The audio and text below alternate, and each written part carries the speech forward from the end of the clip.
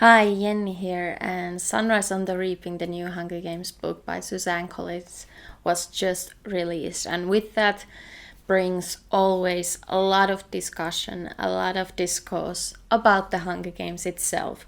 So in this video I want to talk about some things that I view as misconceptions about the story itself and what the author is trying to convey. Obviously, people are allowed to criticize books and stories and they are allowed to have different opinions. However, I just feel like there are some misconceptions and misunderstandings of the stories that I want to personally share my opinion on.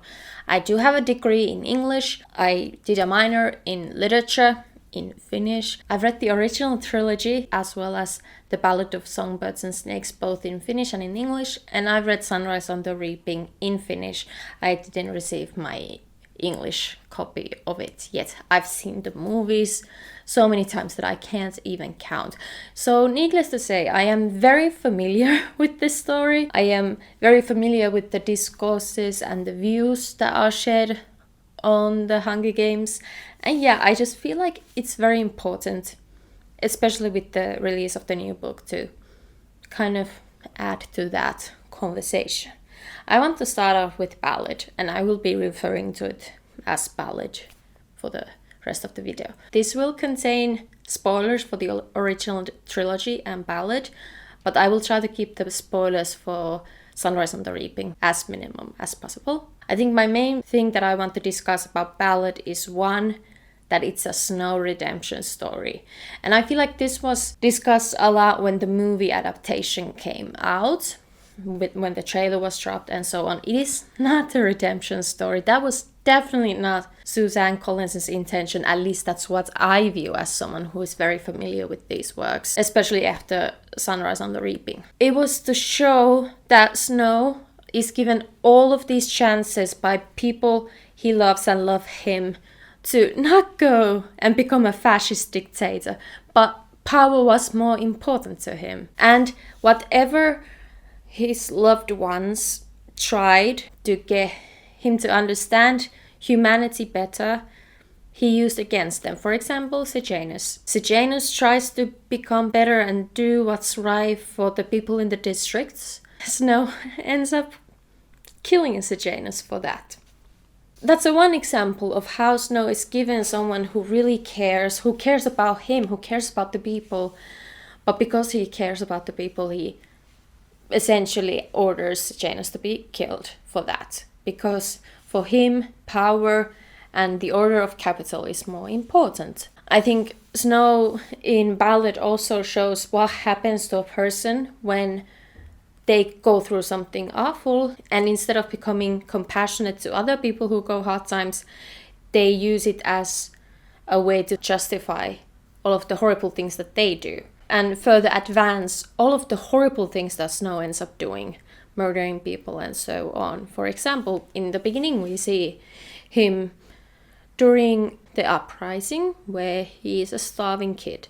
So instead of understanding people in the districts who are starving, who had nothing to do with the rebels because they weren't even born then, he plans the Hunger Games for them. He writes an essay on how to make the Hunger Games better. In my opinion, saying that Ballad is some kind of a redemption arc or humanizes Snow, I don't agree with it, because it literally shows how he becomes and already is a fascist and how that fascism in him grows and grows until he becomes a dictator. And the second one about Ballad specifically is that Snow and Lucy Greybeard should be understood as a romance, as this kind of star-crossed lovers who are beautifully in love. And I want to emphasize, Snow definitely loves Lucy Grey, but it doesn't mean that love can always be pure. Like, hello, he sabotaged the games that he loves so that Lucy Grey can win. Snow sees Lucy Greybeard as something to own, as a pretty object to look at and be entertained by. And that was, in my opinion, emphasized even more so in the latest edition. How to prove that? Well, everything that he did for her for the games, yes, it was out of some kind of love for her, but it was also because he himself wanted to win. He wanted to have the plinth prize, he wanted to have the money that was on offer. Obviously, he didn't get it because he got caught, but he didn't want Lucy Gray to win just for herself. He wanted to win so that he can become the victor and he can become this person who saved Lucy Gray. So I saw on Bookstagram recently someone say that they were like appalled how this relationship was presented as a romance and like how that they were presented as a loving relationship. I disagree with that a lot because in my opinion there is no romance inside. Maybe Lucy Gray's song for Snow, where she basically professes her love to him, but in reality how I viewed it based on Suzanne Collins's writing is that Snow wanted to own Lucy Gray, treat her as an entertaining object for him, and Lucy Gray loved the idealized version of Snow that he presented himself as to her. This aspect really is emphasized when they decide to run away together. Snow runs away, yes, with Lucy Gray because it's Lucy Gray and he is in love with her, but mostly 90% it was because he knew that if he gets caught from killing the mayor's daughter, he would be over, he would be executed. So it's about saving himself rather than being with Lucy Gray. Viewing Snow and Lucy Gray as just this romantic loving relationship is just not nuanced enough to analyze their relationship. I want to preface this point by bringing up something that happened when the movies were launched. So because media was uncomfortable with the themes of the Hunger Games, planning a revolution against the capital, liberation of people, they didn't want to discuss that. So they honed in on this love triangle in the books of Gale, Peeta, and Katniss, and how Katniss has to choose between the two of them. Well, that was done because one, media didn't want the wider discussion about the actual themes, and two, because that way it also dismantles and diminishes the intention that Suzanne Collins had for the books. This has been brought back again with the release of the new book in a new form. When the book was released here in Finland, where I live, there was an interview done by the local news media from the publishers of the book, and they called the Hunger Games romantasy. I asked my friend Aure, who reads romantasy, how she would describe it, and she said that in romantasy it's about a romantic relationship that is based on fantasy reality and a lot of smut. I agree with her when she said that the Hunger Games is absolutely not that. Romance, once again, like the connection between Katniss and Peeta, it's not what typically romantic teen books feature. It's about survival. It's about this deep connection between them. But here's what the representative from WSOY, who publishes The Hunger Games in Finnish, said. The quote is in Finnish, so I'll just translate it for you. When the first Hunger Games book was released in 2008, this romantasy term didn't even exist. The Hunger Games are the best sellers of dystopian novels, but they could be considered to be a part of the romantasy genre, says Lisa Aldo from WSOY.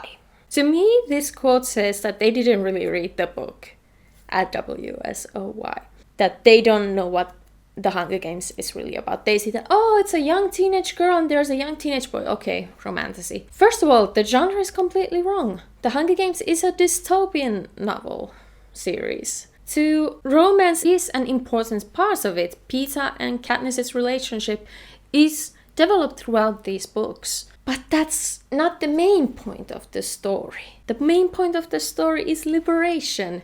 How deeply propaganda impacts us all. How even when we think that we're not affected by propaganda, we are.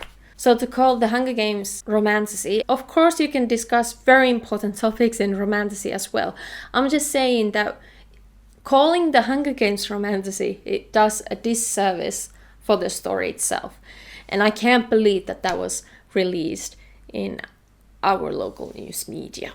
Then what I want to discuss, especially now that Sunrise on the Reaping has been released, and now if you want to skip, please go to this timestamp if you want to avoid all types of spoilers. I try to keep this as minimal spoilers as possible. Is that one of the things that I've seen repeated over and over on social media now that Sunrise on the Reaping has been released is that these books are just fan service.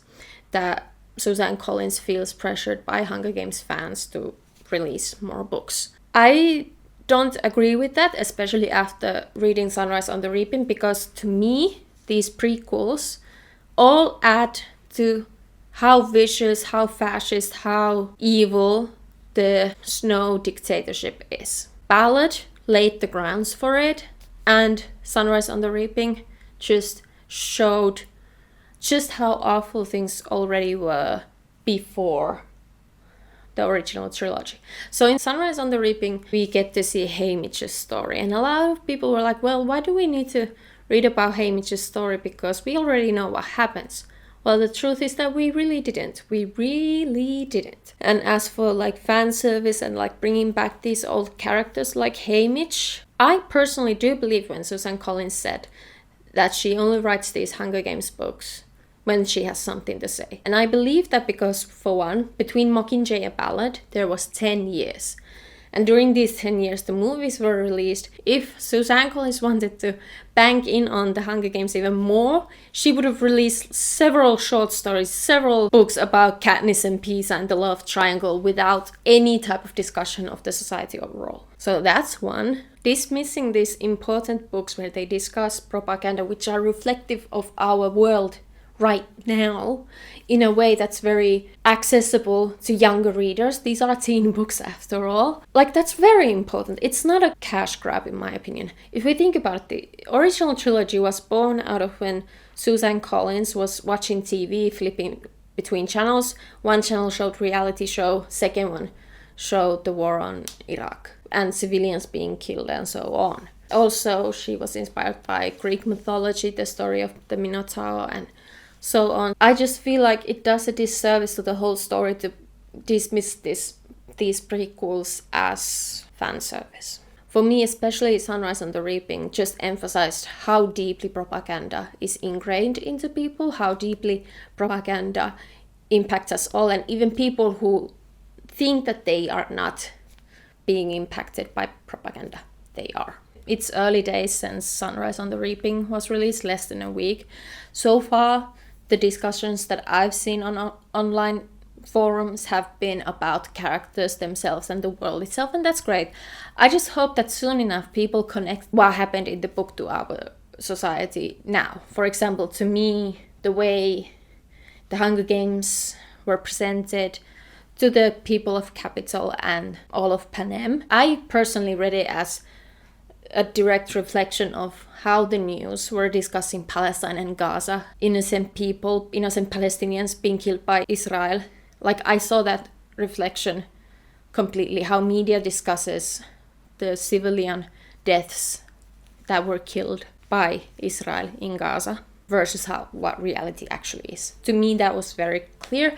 I don't know if that was Suzanne Collison's main idea, but for me, I completely took it as that. And, commentary on US imperialism and so on. With that, I want to close this with Katniss being branded as the chosen one. I feel like with all these prequels, it just shows more and more. Even already with the original trilogy, is that Katniss was not the chosen one. That she was at random, at the right place at the right time, and became the symbol of the rebellion, of the revolution, of liberation. Because one, all these books show that there have been attempts before, but they failed. That doesn't mean that you stop trying for liberation. I feel like already in the original trilogy, Katniss says repeatedly, I didn't want any of this. I just wanted to be at home with my family. And then when we learn about the history of the Hunger Games and Panem more in these prequels, it just shows that Katniss was not chosen as this hero. It just happened to be her. And that people have been craving for liberation in this world, in the Hunger Games world, but also in real life for a really long time. And it just again emphasizes that it's just not about one person. It's about people as a collective. Okay, I think my main point is just that read the books. Read the books for yourself and actually see what the author is trying to say with this story. Don't just read the book as a surface level experience. Actually delve into it. What does that mean? What does that refer? Like, actually give the Hunger Games books the time and the intention that it deserves. Okay, do you disagree with me? Did I make any sense? Let me know in the comments below. Thank you so much for watching. I hope you enjoyed this video. If you want to see more of my thoughts on books that I read, follow me on my bookstagram, jenskosmos, and I hope I see you in the next one. Bye!